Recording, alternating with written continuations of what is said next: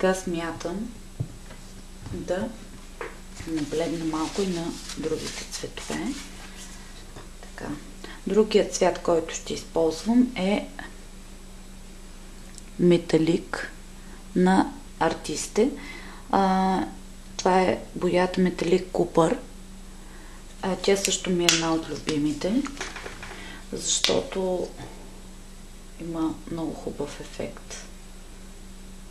Аз общо взето си харесвам такива металикови антични бои, а тя е точно с такъв керамиден оттенък. Виждате, много интересен керамиден оттенък.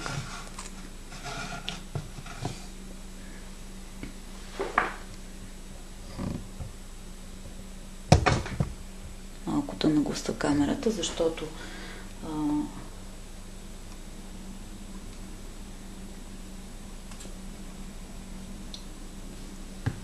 така.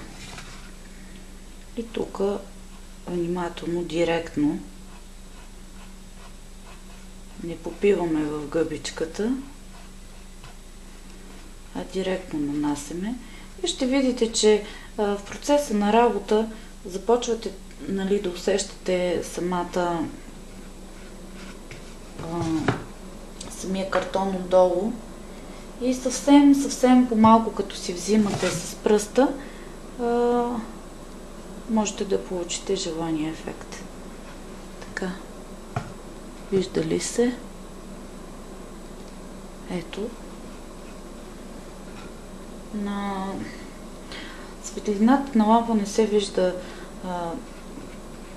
и пред камерата не се вижда ефекта толкова добре, но той е просто много красив, металиков и цветовете приливат.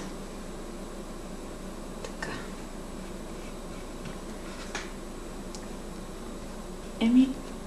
Някои от боите не успяхме да използваме, но както ви казах, аз обичам да започна с повече материали и в процеса на работа някои от тях може да отпаднат и да не се използват, но е хубаво да си ги подготвите, за да не трябва после да ги търсите и да ги вадите и да си прекъсвате работата.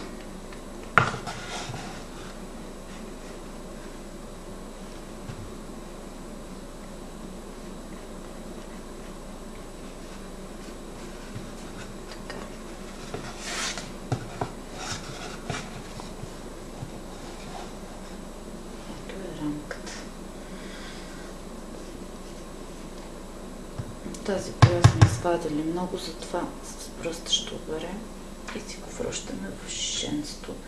Удобното на тези шишенца е, че са с накрайник отгоре с дупчица, отделно може да си го отворите и да си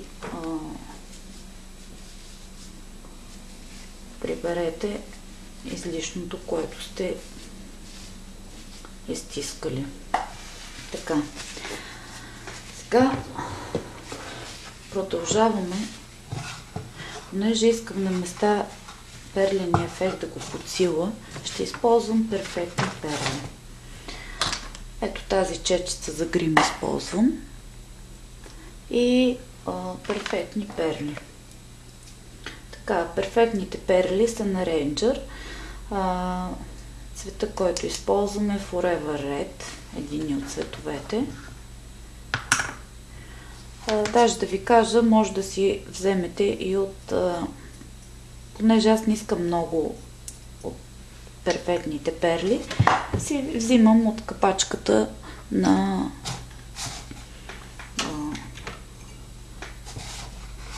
кутийката. Така, видяхте преди да ги отворя, че леко ги изтръсках, за да може, ако има по стените перлички, да не изпадат около бурканчето.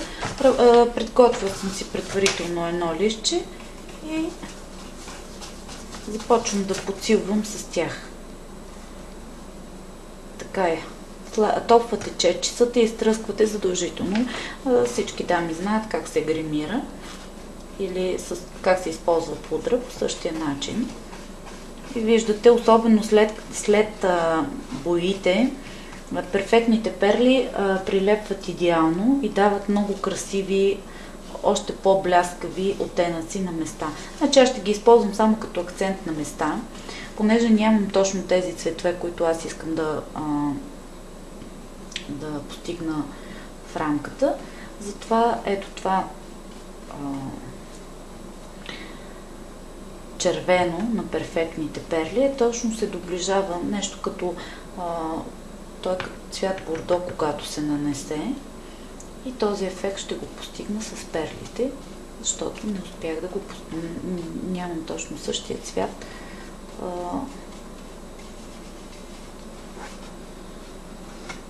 Не знам дали се вижда, но е много красиво. Така.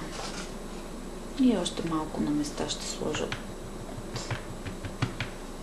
червеното.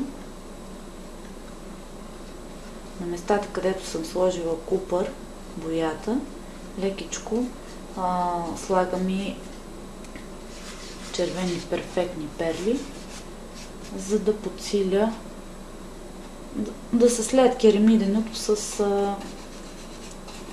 винено червеното. И става много красиво, просто не знам дали се вижда, но е уникално красиво. Така. Сега продължавам с перфектни перли, блу патина. Те са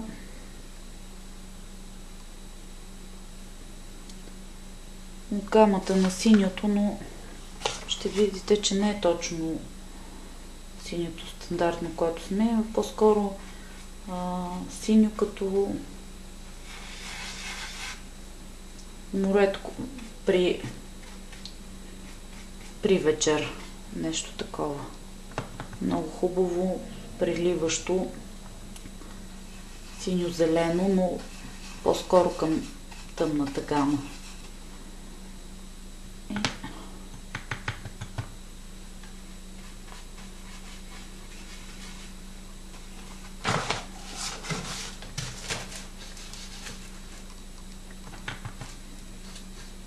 Както казах, извинявам се, ако качеството не е толкова добро, но не от първи урок. Надявам се със следващите уроци да не допускам същите грешки. Значи, цветовете са просто много красиви. Преливат различните нюанси и много старинно изглежда. Даже не се личи, че отдолу повърхността е картон.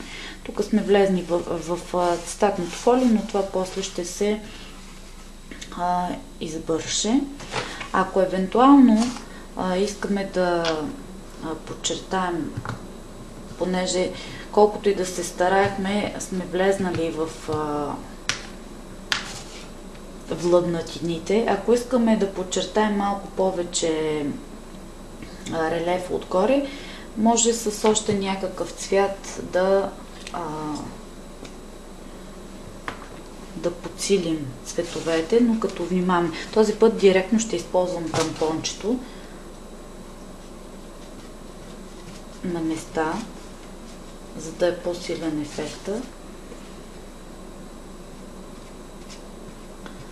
Лошото е при директното нанасене, че цапате самия тампон, но после може да си го забършите. Ето, и тук също виждам, че съм сляла малко и така ще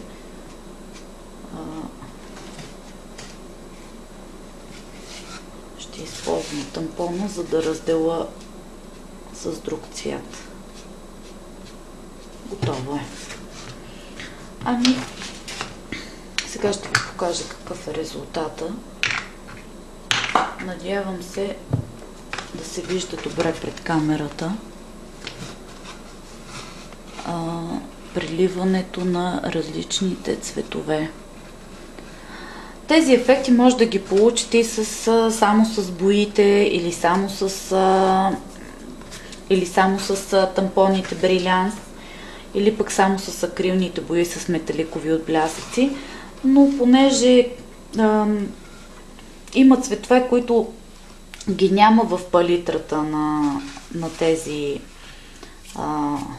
материали, които използвам, аз съм използвала и фактически и трите и четирите вида материали.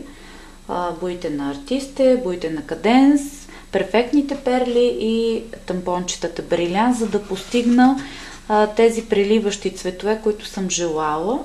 И в същото време те са металикови и смятам, че резултата е много зашеметяващ. Трябва да видите на живо колко красиво изглежда рамката, старинна, и се надявам урокът да ви е бил от полза и да използвате, за да знаете как да използвате тези материали. Това беше от мен за тази вечер. На мен ми беше много приятно. Надявам се и на вас да ви е било приятно и от полза.